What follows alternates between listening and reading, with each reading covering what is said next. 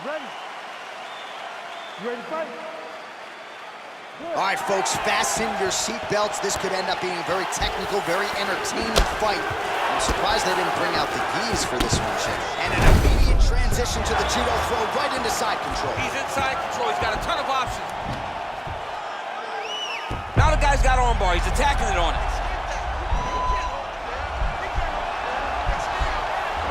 He's going to attack armbar here.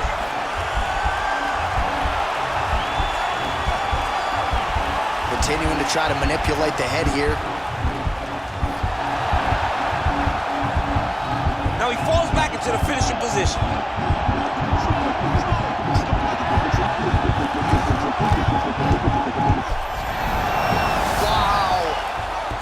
Right into side control here, DC. Biggest difference between half guard and side control? Well, side control to me feels like a little bit less control because now my legs aren't really doing anything anymore. Now I'm controlling you with my upper body. So I've got to be very, very aware. It's still advantageous, but it just seems a little more free-flowing than having something like a half guard. All right, well, both fighters pretty comfortable on the ground, DC, but you got to be very careful hanging out here for too long if you're his opponent. All right, so pretty good damage here with the ground and pound. Nothing superficial about these strikes. They are intending to harm. Oh, yeah, he's landing very accurately, and he's landing to get damage off. Oh, nicely done there as he escapes back to his feet. Again, he's looking for that left. It's not there. Oh, nice scramble by him there. Takedown defense on point. He is a master in transition. Oh, nice strike landed there by Fox. And that one cut him open.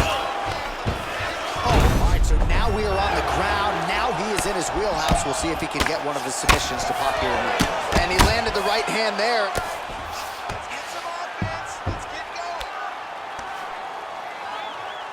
Looks like he's transitioning to an armbar. You cannot stay in the guard of these great jiu-jitsu guys. An attacking armbar. You got to recognize that when a guy starts to put his feet on your hips, you got to move him off, and you got to cover. You can't be off to an angle.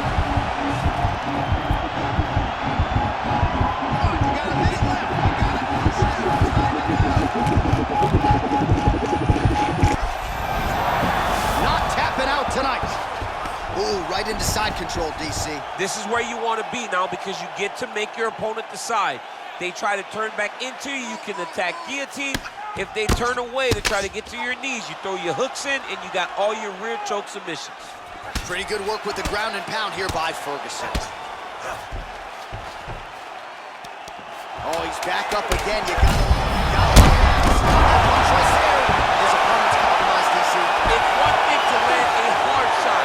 It's another thing completely to land a perfect shot. All right, round two now, folks. Charles Oliveira versus El Cucuy, Tony Ferguson.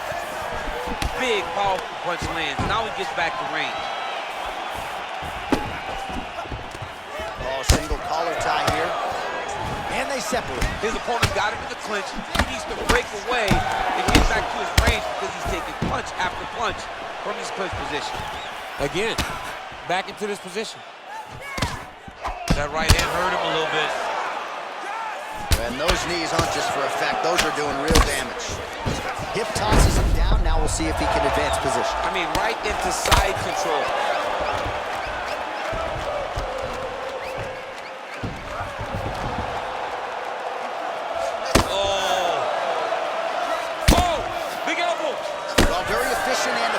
With the ground and pound strikes here, high-level work by Oliveira. Oh, now trying to isolate an arm, DC. He needs to move his hips back to cover. He cannot allow him on that angle. You gotta be careful, armbar. Continuing to try to manipulate the head here. It's in there deep. There you go.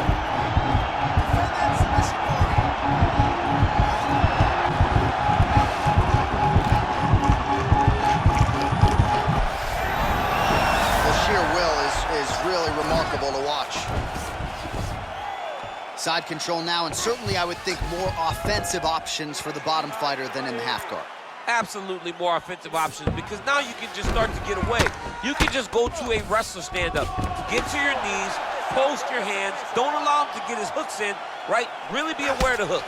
But get to your hands, stand up, fight the hands, break away and escape. But it's so much more free-flowing than a half guard in the side control, because all you need to do is just get the opponent's body up, because his legs are just free to move. His legs are not controlling anything.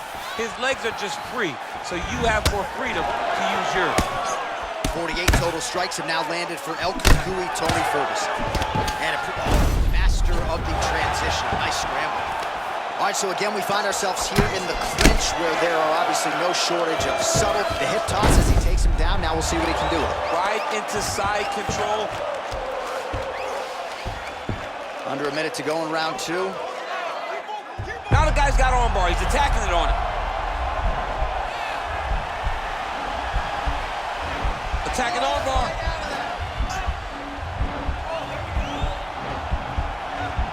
You got to recognize that when a guy starts to put his feet on your hips, you got to move him off, and you got to cover. You can't be off to an angle. Nicely done. Seconds winding down in round 2. And that's the end of round number 2.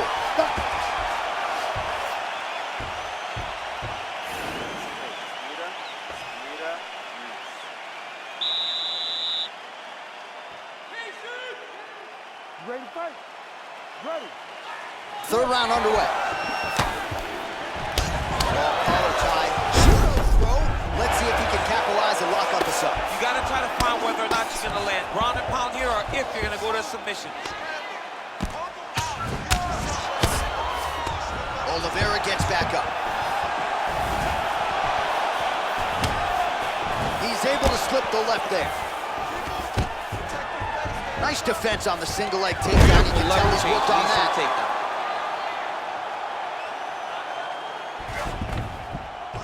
Rubber guard now, DC. Some submissions at his disposal if he so chooses. Yeah, he does have a couple submissions. They're very rare submissions. Gogo-plata, omoplata.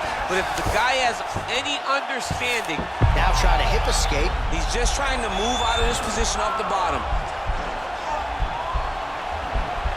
The Kimura is not the arm. It's the shoulder pressure that usually makes you tap. He actually goes to an omoplata.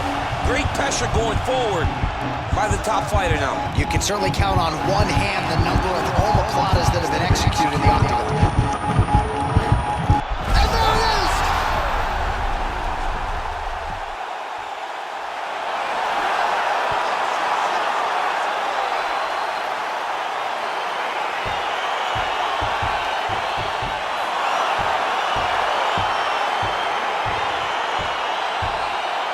It's a wild round and a wild sequence there on the ground. Let's go inside the octagon now, where Bruce Buffer has the official decision.